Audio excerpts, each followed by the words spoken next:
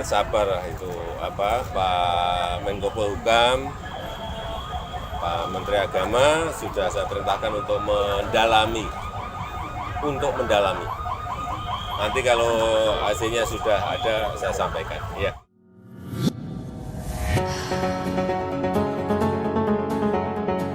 Presiden Joko Widodo akhirnya membuka suara terkait polemik Pondok Pesantren Al Zaitun Indramayu, Jawa Barat yang diduga menistakan agama.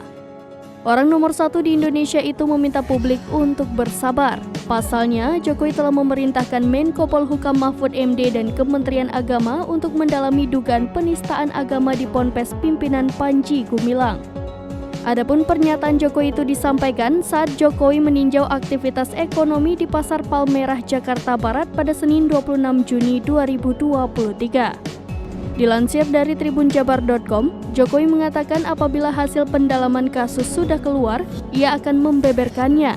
Sebelumnya Mahfud MD menyatakan telah menemukan 3 kasus yang dilakukan di Pondok Pesantren Al Zaitun.